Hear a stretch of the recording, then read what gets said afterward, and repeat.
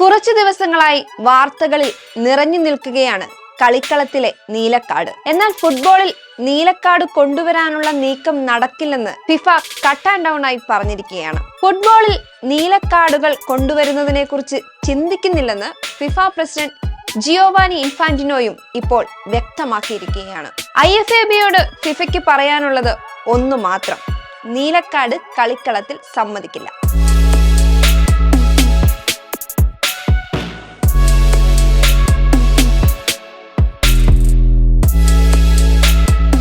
നിങ്ങൾക്കൊരു തലക്കെട്ട് ആവശ്യമാണെങ്കിൽ നീലക്കാർഡിന് ചുവപ്പ് കാർഡെന്ന് നൽകുന്നു.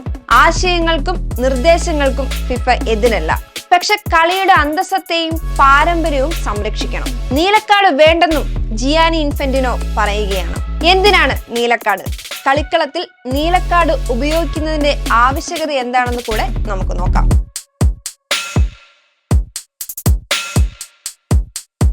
കളത്തിൽ മോശം പെരുമാറ്റമോ റഫറിയോട് ഉൾപ്പെടെ തട്ടിക്കയറുകയോ ചെയ്യുന്നതിനെതിരെയാണ് നീലക്കാർഡ് പ്രയോഗിക്കുക. എതിർ ടീം കളിക്കാരനെ ഗ്രൗണ്ടിൽ ഫൗൾ ചെയ്ത് വീഴ്ത്തിയാൽ ഉൾപ്പെടെ നീലക്കാർഡ് പ്രയോഗിക്കും. കളിക്കാരുടെ പെരുമാറ്റം മെച്ചപ്പെടുത്തുന്നതിനും മാച്ച് ഒഫീഷ്യലുകളോടുള്ള ബഹുമാനം വർദ്ധിപ്പിക്കുന്നതിനുമുള്ള നടപടികളുടെ ഭാഗമായാണ് പുതിയ കാർഡ് അവതരിപ്പിക്കാൻ തീരുമാനിച്ചത്. 1 വർഷത്തോളം ഇത് പരീക്ഷണാടിസ്ഥാനത്തിൽ പ്രയോഗിക്കുമെന്നും റിപ്പോർട്ടുകൾ ഉണ്ടായിരുന്നു. നീലക്കാർഡ് ലഭിച്ചാൽ 10 മിനിറ്റ് കളത്തിൽ നിന്നും മാറി നിൽക്കണം. ഒരു മത്സരത്തിൽ 2 നീലക്കാർഡുകൾ ലഭിക്കുന്ന കളിക്കാരനെ ചുവപ്പിന് തുല്യമായി കണക്കാക്കി പുറത്തിരുത്തും.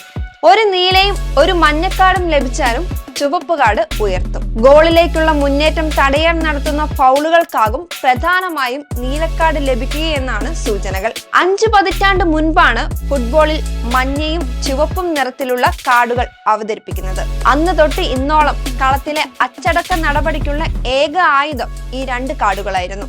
താഴെത്തട്ടിലുള്ള ഫുട്ബോൾ മത്സരങ്ങളിൽ ബ്ലൂ കാർഡ് നേരത്തെ തന്നെ അവതരിപ്പിച്ചിരുന്നു.